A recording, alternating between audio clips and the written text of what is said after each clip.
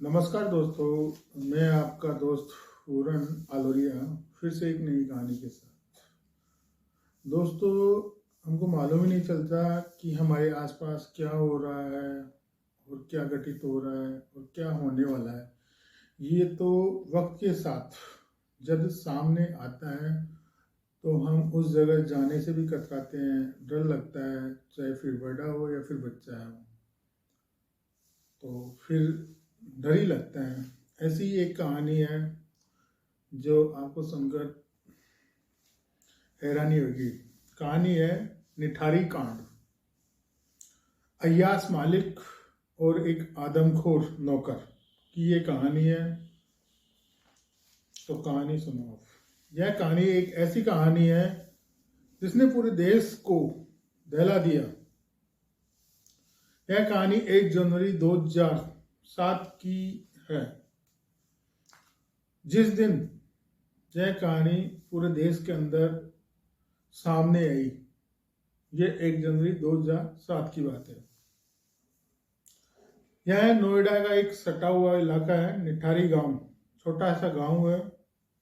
वहां की यह कहानी है। इस इलाके में पिछले 1 साल से बच्चे गायब होने की लगातार खबरें आ रही थी। बच्चे की उम्र थी करीब 6 साल से 14 साल के बीच की उम्र थी। एक लड़की केवल, जो बच्चे गायब हुए हैं उनमें केवल एक बच्ची थी, जो अकेली केवल 16 साल की बच्ची थी। यहाँ पर जनवरी 2006 से जनवरी 2006 से दिसंबर 2006 तक इस इलाके में बच्चे गायब होने का सिलसिला चलता रहता है। जिनके बच्चे गायब होते हैं उनके माँ बाप निठारी पुलिस चौकी में जाते हैं और रिपोर्ट लिखवाते हैं कि साहब हमारे बच्चे गायब हो गए, हमारे बच्चे गायब होते हैं। और जो ये बच्चे गायब होते हैं ज़्यादातर उनके माँ बाप गरीब लोग होते हैं, यानी कि मजदूर वर्ग के लोग। कोई मजदूरी करने वाला, कोई रिक्शे चलाने वाला, कोई रेडी वाला, ऐसे मजदूर वर्ग के लोग हैं जिनके बच्चे ही केवल गायब होते हैं। तो पुलिस ने भी ठीक से ध्यान नहीं देती। पुलिस सोचती है कि बच्चे हैं, कहीं घूमने निकल गए होंगे, अपने दोस्तों के साथ गए होंगे, आ जाएंगे। ऐसे ही यह मामला चलता रहता है और बच्चों के गुम होने की संख्या बढ़ती ही रहती है। दिन प्रतिदिन बच्चों की गुम होने की संख्या बढ़ती ही रहती है। यह बढ़ती रहती है। मई 2006 आते आते बच्चों की संख्या करीब 12 हो चुकी थी। जो बच्चे गायब हुए थे उनकी संख्या करीब 12 हो चुकी थी। इस कोटारी गांव में पायल नाम की एक लड़की गायब हो जाती है। ये बच्ची अभी तक गायब हुए बच्चों में सबसे बड़ी थी, जिनकी उम्र करीब 15 साल की थी। जो बच्ची गायब हुई थी वो 15 साल की बच्ची थी। अब पायल के पिता नंदलाल पुलिस के पास रिपोर्ट लिखवाने जाते हैं। अब पुलिस नंदलाल को झूठे भरोसे में रखती है कि हम जांच कर रहे हैं, आपकी बच्चे की हम तलाशी कर रहे हैं, हमारे सामने आएगी तो हम आपको बता देंगे। अब नंदलाल पुलिस पर प्रेशर डालता है तो पुलिस कहती है कि तुम्हारी बेटी अपने किसी दोस्त के साथ भाग गई होगी, वो आ जाएगी। पुलिस कहती है नंदलाल को। पर नंदलाल बाकी बच्चों के माँ बाप की तरह खामोश नहीं रहता है। वह एक वकील करता है, कोर्ट में जाता है और एक रिपोर्ट लिखाता है, रिपोर्ट पेश करता है कि मेरी बेटी गायब है। पुलिस उसकी रिपोर्ट नहीं लिख रही है, उसे ढूंढ नहीं रही है। नंदलाल कोर्ट में एक रिपोर्ट पेश करता है। यह अपनी रिपोर्ट सेशन कोर्ट में दाखिल करता है नंदलाल जो है। साथ ही उस रिपोर्ट में यह भी लिखता है कि मेरी बेटी के अलावा वहां पर और भी बच्चे गायब हुए हैं। पुलिस कोई जांच नहीं कर रही है, कोई जांच नहीं कर रही है। अब कोर्ट इस मामले को सीरियस लेती है और कोर्ट का ऑर्डर होता है पुलिस के लिए कि इस नंदलाल की आप FIR लिखो। अब नंदलाल रिपोर्ट में लिखवाता है कि पायल 7 मई 2006 को घर से रिक्शा पकड़ती है रिक्शा D5 कोटी के सामने निठारी गांव में रुकता है। फायर रिक्शे वाले को कहते हैं कि आप 2 मिनट रुको, मैं कोटी के अंदर जाती हूँ और आपको पैसे देती हूँ। पायल के पास छुट्टे पैसे नहीं थी और रिक्शे वाले के पास भी खुले पैसे नहीं थे। तो पायल ये कहकर चली जाती है कि मैं अभी कोटी के अंदर जाके आती हूँ और आपके छुट्टे पैसे देती हूँ आपको आकर। यह कहकर पायल कोटी के अंदर चली जाती है और रिक्शा वाला पैसों के इंतजार में कोटी के बाहर ही खड़ा रहता है। करीब 15 मिनट इंतजार करने के बाद रिक्शे वाला D5 कोटी की बेल बजाता है। कोटी के अंदर से एक आदमी निकलता है। बेल बजाने के बाद रिक्शा वाला उस व्यक्ति से कहता है कि यहाँ पर एक लड़की आई थी। तो कोटी के अंदर जो व्यक्ति था कहता है कि वहाँ तो बहुत पहले ही चली गई है, यहाँ कोई लड़की नहीं है। कोटी के अंदर वाला आदमी कहता है। रिक्शा वाला कहता है कि मैं तो गेट के सामने ही खड़ा था, वो लड़की कब गई? मैंने किसी को बाहर जाते हुए नहीं देखा। तब वह कहता है कि नहीं, वह चली गई बाहर। कोटी के अंदर वाला व्यक्ति कहता है रिक्शे वाले को, जो बंदा D5 कोटी के बाहर आया था, बाद में मालूम चलता है कि उसका नाम सुरेंद्र कोहली है। अब रिक्शे वाला वहां से चला जाता है। हम नंदलाल खुद ही पुलिस का काम करने लगा और फाइल की जानकारी जुटाने लगा। तो उसको मालूम चलता है कि पायल घर से एक रिक्शे वाले के साथ गई थी। अब नंदलाल उस रिक्शे वाले को भी ढूंढता है और ढूंढ निकाल लेता है नंदलाल कैसे भी जानकारी जुटाकर, और पूछता है कि तुमने पायल को कहाँ छोड़ा था। रिक्शे वाले से नंदलाल, जो कि पायल के पिताजी थे, वो पूछते हैं कि तुमने पायल को कहाँ पर छोड़ा था।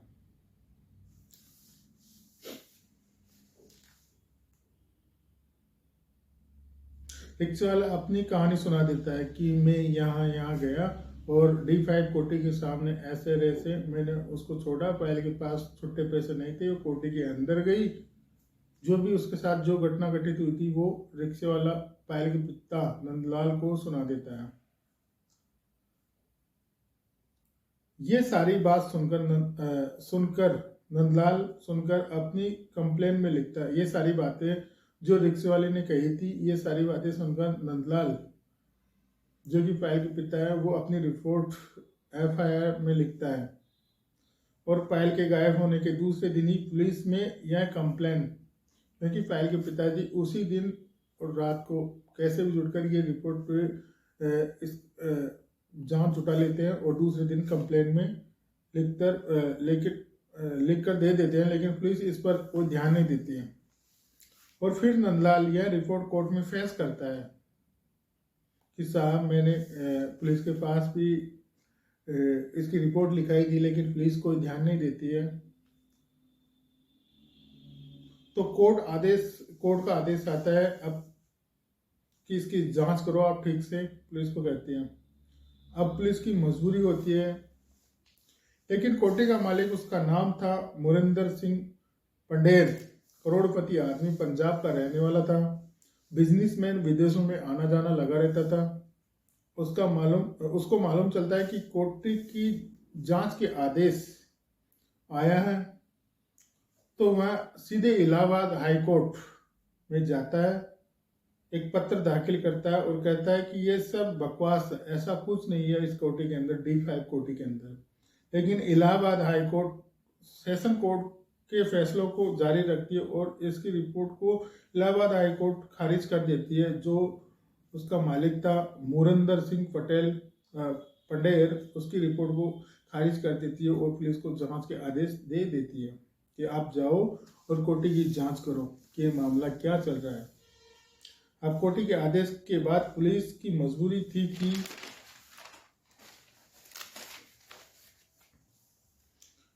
जांच करने की, लेकिन ऐसा होने में करीब 5-6 महीनों का टाइम लग जाता है। अब दिसंबर 2006 आ जाता है। अब पुलिस की मजबूरी थी कि कोटी को जांच करने की, लेकिन कोटी के मालिक मुरिंदर की दोस्ती थाना अधिकारी के साथ थी, इसलिए पुलिस ठीक से जांच नहीं कर पाती है। कोठी के मालिक की दोस्ती जो वहाँ के पुलिस अधीक्षक होते हैं, थाना अधिकारी होते हैं, उनके साथ थी, तो पुलिस ठीक से जांच नहीं कर पाती है। लेकिन पुलिस को अपनी रिपोर्ट कोर्ट को बताना था, इसलिए जांच तो करना ही था। अब जिन जिन के बच्चे गायब हुए थे उनके घर वालों को भी उम्मीद मिली और वे सारे नंदलाल को साथ लेकर पुलिस स्टेशन गए और कहने लगे कि मेरे बच्चे को गायब हुए 5 महीना हो गया। किसी ने कहा कि मेरे बच्चे को गायब हुए 8 महीना हो गया, किसी ने कहा मेरे बच्चे को गायब हुए 12 महीने हो गए, आप उन्हें ढूंढ लिए सर। अब पुलिस ने इस मामले को सीरियस लिया और जब इस मामले की जांच को लेकर पुलिस लोगों से पूछताछ की, तो लोगों से सारे बच्चों में एक ही कॉमन बात सामने आई कि सारे बच्चे निटारी गांव की D5 कोठी के सामने ही गायब हो जाते हैं। अब पुलिस के सामने भी अजीब मसला था कि सारे बच्चे D5 कोठी के सामने ही आकर क्यों गायब हो जाते हैं। ये एक सोचने वाली बात थी। अब पुलिस वाले D5 कोठी के बारे में जानकारी जुटाने लगती है और उनको पहली बात यह मालूम चलती है कि D5 कोठी के अंदर 2 लोग ही रहते हैं, एक मालिक बुरंदर सिंह पटेल और एक नौकर सुरेंद्र कोहली, जो कि उत्तराखंड का रहने वाला था। पटेल कभी कभी इस कोठी पर आता था और सुरेंद्र इस कोठी पर नौकरी करता था, वो हमेशा इस कोठी पर रहता था। अब नोएडा पुलिस 30 दिसंबर को तमाम दबाव होने के बाद कोठी में जाने का फैसला करती है कि ये लोग इतना कुछ कह रहे हैं तो चलकर तो देखिए। आखिर में कोर्ट का भी आदेश आ गया अब तो कि इस कोठी के अंदर हो क्या रहा है। तो नोएडा पुलिस तमाम दबाव के साथ इस कोठी में जाने का फैसला करती है। पंडेर इस कोठी में केवल अय्याशी करने आता था, बाहर से लड़कियां आती थी और सुबह चला जाती थी। पंडेर जब भी इस कोठी में आता था 2-3 दिन रुकता था और चला जाता था। अब पुलिस D5 कोठी के अंदर गई तो उसे वहां कुछ नहीं मिलता है। उस कोठी की जो सबसे अजीब चीज थी वह उस कोठी के बैक साइड में एक लोहे का ग्रिल था, जमीन से लेकर ऊपर छत तक। ग्रिल के ठीक बाहर एक बहुत बड़ा नाला था। और वह नाला पीछे से बहता था, मतलब प्लाटों की एक लाइन जा रही है, उसके ठीक पीछे एक बड़ा नाला था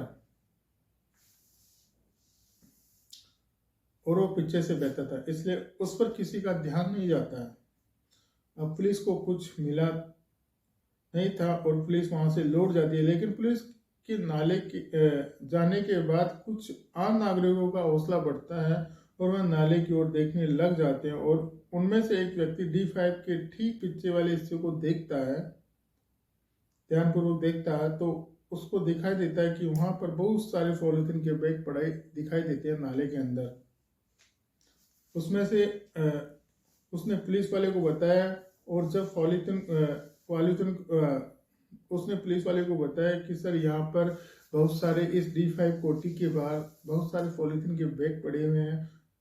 यह बात उसने पुलिस वाले को बताई और पुलिस वाले ने कहा कि इनको बाहर निकालो। जब पॉलीथीन को बाहर निकाल कर देखा गया तो उसमें इंसानी जिस्म के टुकड़े थे। यह घटना 31 दिसंबर 2006 की। उस पॉलीथीन को जब खोलकर निकाला गया तो उसके अंदर से इंसानी जिस्म के टुकड़े मिलते हैं।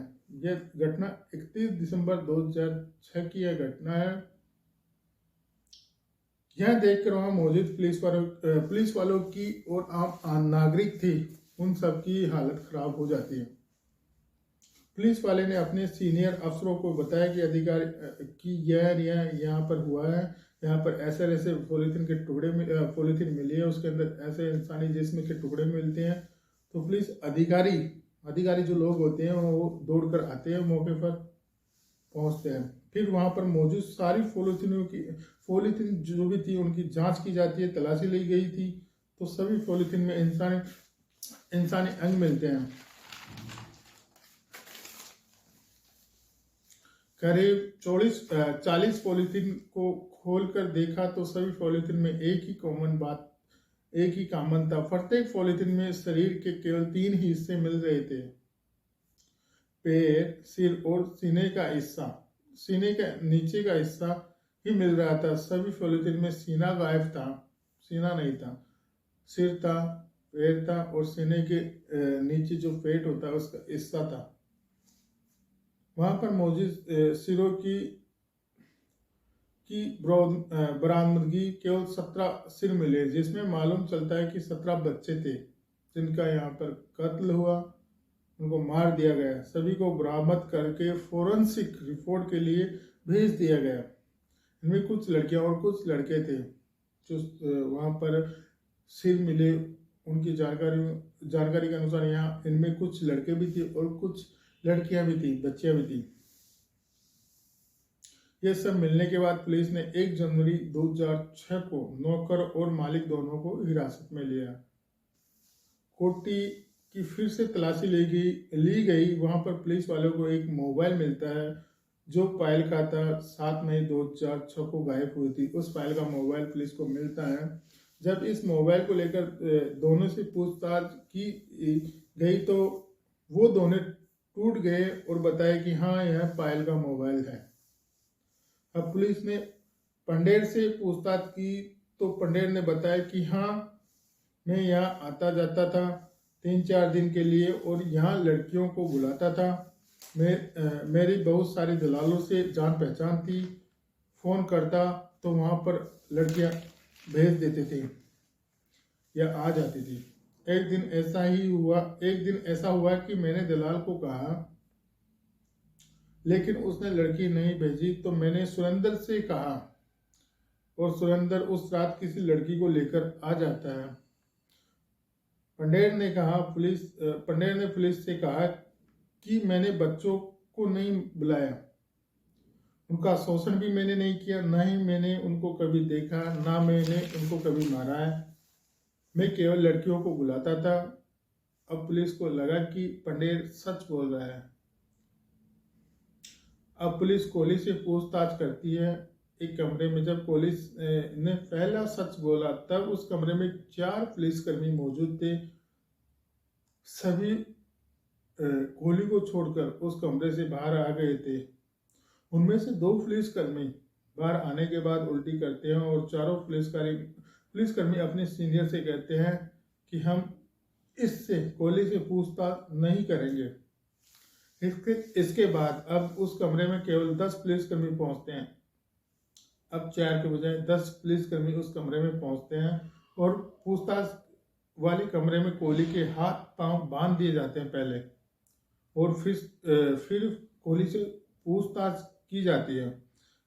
इसने पहली सच्चाई जो बताई थी वो यह थी कि बच्चे गायब हुए हैं, उनके जिस्म इसने पहली सच्चाई जो बताई थी वो यह थी कि जो बच्चे गायब हुए हैं उनके जिस्म को काटकर मैंने खाया है। यह कोहली ने पहली सच्चाई बताई थी। अब कोहली ने पूरी कहानी शुरू की। कहानी की शुरुआत की। मेरे 2 बच्चे हैं, बीवी है। नौकरी की तलाश में दिल्ली आया था 2003 में। 2003 से पंडेर के साथ था। सब ठीक ठाक चल रहा था, लेकिन जब पंडेर दिल्ली आता, नोएडा के इस फ्लैट में वो लड़कियों को बुलाता, कोहली कहता है, और सुरेंद्र उनको देखता। सुरेंद्र कोहली उसको देखता। मालिक और सुरेंद्र दोनों साथ में शराब पीते। सुरेंद्र कहता है कि उनको देखने के बाद मेरे अंदर शैतान जाग जाता था। एक दिन जब सुरेंद्र पंडेर के लिए जो लड़की लाया था, पंडेर ने रात भर लड़की के साथ मस्ती की और सुबह पंडेर को चंडीगढ़ जल्दी जाना था तो पंडेर निकल गया, लेकिन लड़की अभी D5 कोठी के अंदर ही थी। सुरेंद्र कोहली कहता है। पंडेर के जाने के बाद अब कोहली और वो लड़की दोनों फ्लैट के अंदर ही थे। अब कोहली उस लड़की के पास जाता है और कहता है कि मेरे पास भी पैसे ले लो और मुझे भी मस्ती करनी है। लड़की से कहता है, जो कोहली खुद लेकर आया था उस लड़की को कहता है। तब लड़की किसी बात को लेकर उससे झगड़ने लगी। तब कोहली को बहुत गुस्सा आ जाता है और गुस्से में कोहली ने उस लड़की को गला दबाकर मार देता है। उस लड़की को गला दबाकर मार देता है। यह कोहली का पहला मर्डर था। मारने के बाद लाश को बाथरूम में ले जाता है कोहली और जबरदस्ती करता है और लाश को 3 हिस्सों में काट देता है। सिर अलग, धड़ अलग और पैर अलग, और शरीर का सीने का कुछ हिस्सा अलग करता है। कुकर में बनाता है, किचन में ले जाता है और खा जाता है। बाकी का जो हिस्सा होता है उसे पॉलीथीन में भरकर छत पर जाता है और पीछे जो नाला बहता है उसमें फेंक देता है। आकर फिर बाथरूम की सफाई करता है। यह उसका पहला मर्डर था कोहली का। दोबारा फिर करीब 15 दिन बाद एक बच्ची D5 के बाहर खेल रही थी। दोपहर का वक्त था, आसपास कोई था नहीं। वह बच्ची के लिए टॉफी लेकर आता है, उस बच्ची को दे देता है और कहता है कि अगर और लेनी है टॉफी आपको तो कोठी के अंदर आना होगा। और मौका देखकर वह उस बच्ची को अंदर बुला लेता है। यह निटारी गांव की पहली बच्ची थी जो गायब हुई थी। उससे पहले जो हुई थी वो तो बुलाई गई लड़की थी, वो निटारी गांव की नहीं थी। उसे अंदर लेकर उसका गला दबाया, उसके साथ जबरदस्ती की बच्ची के साथ, और 3 हिस्सों में काटकर थोड़ा हिस्सा सीने का खुद रख लेता, उसको पकाकर खाता कुकर के अंदर। सुरेंद्र कोहली पॉलीथीन से भरकर पीछे नाले में फेंक देता जो लाश के टुकड़े होते हैं। यही सिलसिला महीने 15 दिन में वो करता रहता। हर बार ऐसा ही करता। अब पुलिस वाले इस बात को लेकर कोहली से पूछते हैं कि तुम बच्चों के साथ ऐसा क्यों करते हो या क्यों करता है। तब कोहली बस इतना कहता है कि बस हो गया, बस हो गया। इसके अलावा पुलिस वाले को कोहली कोई उत्तर नहीं देता है। आप कोहली को जज के सामने फेस करती है पुलिस अरेस्ट करने के बाद। तो कोहली ने कहा कि तुम मुझे मार दो, फांसी दे दो। जज के सामने कोहली कहता है। जब इस बात का मालूम कोहली के घर वालों और पत्नी को चलता है तो उनको भी यकीन नहीं होता है कि मेरा पति या फिर मेरा बेटा ऐसा कुछ कर सकता है। कोहली के घर वाले कहते हैं कि अगर ऐसा ही कुछ हुआ है तो आप उसे मार दो, उसको फांसी दे दो, हमारा वो कुछ नहीं लगता है, ऐसा आदमखोर इंसान हमारा कुछ नहीं लगता, आप उसे मार दो। सीबीआई ने कोहली पर 17 मर्डर केस कोहली पर दर्ज किए क्योंकि नाले में 17 सिर जो मिले थे, नाले के अंदर 17 सिर मिले थे। उसके आधार पर कोहली पर 17 केस हुए थे मर्डर के। इनमें से करीब 12 केसों का फैसला आ चुका है और सभी में कोहली को फांसी की सजा हुई है और वो अभी तक जेल में है कोहली। और 12 का आ चुका, 5 का अभी फैसला बाकी है, जो भी आ जाएगा। मुरेंद्र पटेल का मर्डर से कोई लेना देना नहीं है क्योंकि उसकी जांच हुई थी सीबीआई और पुलिस के जरिए, तो वो बरी निकल गया कि मुरेंद्र पटेल तो केवल वहाँ पर अय्याशी करने के लिए आता था, उनका मर्डर से संबंधित कोई कुछ नहीं है लेना देना। तो मुरेंद्र पटेल मर्डर से कोई लेना देना नहीं था और अब जमानत पर बाहर है मुरेंद्र पटेल और एक गुमनामी की जिंदगी जी रहा है। ये थी आज की कहानी अय्याज मालिक और एक आदमखोर नौकर की। दोस्तों, अगर आपको कहानी पसंद आई हो तो मैं ज़्यादा कुछ नहीं कहता, एक लाइक दे दो और शेयर भी कर दो। आप ज़्यादा से ज़्यादा जितना आप कर सकते हो, और एक सब्सक्राइब भी कर दो जिससे कि मेरा मनोबल आपके लिए बढ़ सके। तो ये थी दोस्तों आज की कहानी। मैं आपका अपना दोस्त पूरन अब विदा लेता हूँ। एक फिर मिलेंगे एक नई कहानी के साथ रात 8 बजे हर दिन। थैंक यू, धन्यवाद दोस्तों।